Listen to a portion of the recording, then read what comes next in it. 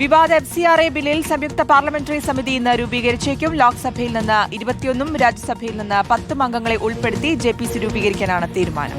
കേരളത്തിൽ നിന്നുള്ള എംപിമാരെയും ഈ സമിതിയിൽ ഉൾപ്പെടുത്തും. ബില്ലിലെ വിവാദ വ്യവസ്ഥകൾ ഒഴിവാക്കണമെന്ന് ക്രൈസ്തവ സഭകൾ JPCയോട് ആവശ്യപ്പെടും. ആദിൽ പാലോട് ചേരുകയാണ്. അതിൽ ബില്ല് JPCക്ക് വിട്ട തീരുമാനത്തിൽ സന്തോഷമുണ്ട് എന്നുള്ളതായിരുന്നു CBCയുടെ ഇന്നലത്തെ ഒരു പ്രതികരണം. ക്രൈസ്തവ സഭകൾക്കും പ്രതിപക്ഷത്തിനും കടുത്ത എതിർപ്പുണ്ട്. അതുകൊണ്ട് തന്നെ ഇനിയിപ്പോൾ എങ്ങനെയൊക്കെ കാര്യങ്ങൾ പുരോഗമിക്കാനാണ് സാധ്യത? JPCക്ക് വിടാതെ തന്നെ ഈ ബില്ല് പൂർണ്ണമായും പിൻവലിക്കണം എന്നായിരുന്നു ആദ്യം മുതലുള്ള ക്രൈസ്തവ സഭകളുടെ ആവശ്യം.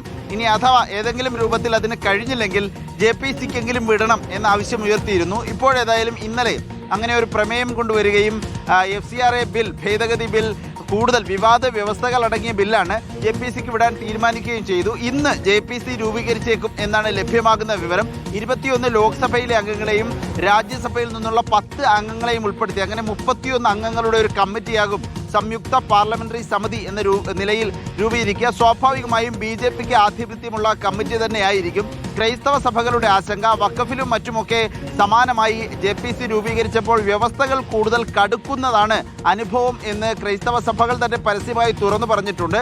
ഏതെങ്കിലും രൂപത്തിൽ വിവാദ വ്യവസ്ഥകളൊക്കെ കൂടുതൽ കർശനമാകുന്ന രൂപത്തിലേക്ക് പോകുമോ എന്ന ആശങ്കയുണ്ട്. ഏതായാലും ചർച്ചകൾ വരുന്നു എന്നത് ആശ്വാസകരമാണ് ക്രൈസ്തവ സഭകളെ സംബന്ധിച്ചിടത്തോളം. JPCക്ക് മുന്നിൽ തങ്ങളുടെ നിലപാടുകൾ, തങ്ങളുടെ ആവശ്യങ്ങൾ പറയാൻ സാധിക്കുന്ന ഒരു അവസരം ലഭിച്ചു എന്നുകൂടി ക്രൈസ്തവ സഭകൾ പറയുന്നു. ഇന്നിപ്പോൾ JPC രൂപീകരണം ഉണ്ടാകും എന്ന് പ്രതീക്ഷിക്കുകയാണ്. കേരളത്തിൽ നിന്നുള്ള എംപിമാരടക്കം ഈ കമ്മിറ്റിയിൽ ഉൾപ്പെട്ടേക്കും എന്നാണ് ലഭിക്കുന്ന സൂചനകൾ. ഏതായാലും ആ വിഷയം കൂടുതൽ സജീവമായി ചർച്ചയ്ക്കെടുക്കാനുള്ള തീരുമാനമാണ് JPC വിട്ടതിലൂടെ കേന്ദ്ര സർക്കാർ മുന്നോട്ട് വെച്ചിരിക്കുന്നത്.